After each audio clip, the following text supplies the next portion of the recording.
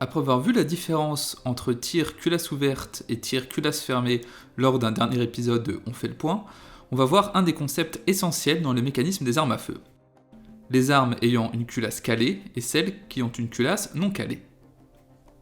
On va voir les différences de ces systèmes dans les grandes lignes, car il y a évidemment des mécanismes qui opèrent avec une culasse non calée mais avec un système de retardement pour l'ouverture.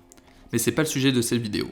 Dans celle-ci, on va voir le concept basique et l'étude détaillée des mécanismes de tir fera sûrement l'objet de futures vidéos.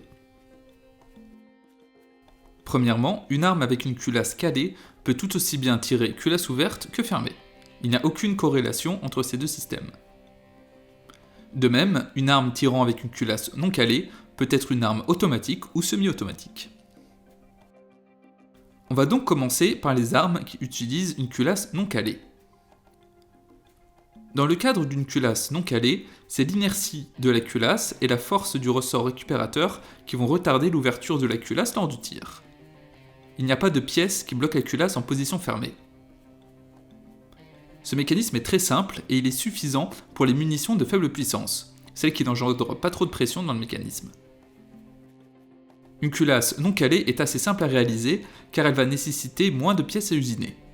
C'est la raison pour laquelle de nombreuses armes, surtout des pistolets mitrailleurs, ont été conçues avec un système de culasse non calée. Grosso modo, jusque dans les années 60 à 70, la majorité des pistolets mitrailleurs avaient une culasse non calée, que ce soit le MAT 49, le Uzi, le M3, le PPSH et bien d'autres. Néanmoins, ce mécanisme a pas mal de défauts. Le retardement de l'ouverture étant en partie lié à la masse de la culasse, celle-ci doit être suffisamment lourde, augmentant ainsi le poids de l'arme. De plus, comme je l'ai dit, ce système ne fonctionne pas avec des munitions puissantes. Pour grandement simplifier, on ne peut pas vraiment réaliser une arme tirant une munition de fusil qui utiliserait une culasse non calée.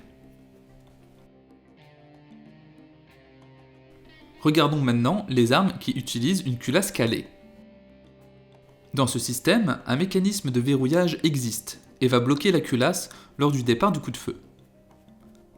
Ce verrouillage peut être assuré par un système de tenons qui va bloquer la culasse jusqu'à ce que la pression générée par le tir passe à un niveau suffisamment bas pour permettre son ouverture. Ce système est donc plus complexe mais a de nombreux avantages. Déjà, il permet l'utilisation de munitions plus puissantes grâce au retardement de l'ouverture. S'il n'y avait pas ce mécanisme de verrouillage, la culasse s'ouvrirait trop tôt et surtout trop rapidement, engendrant le risque au mieux de casser le mécanisme et au pire mettant en danger le tireur. C'est la raison pour laquelle les armes utilisant des munitions générant beaucoup de pression utilisent en très grande majorité des culasses calées.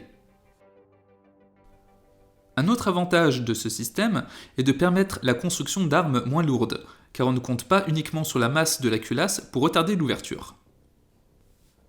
Enfin, une partie du recul est absorbée par le processus de déverrouillage, rendant l'arme plus contrôlable.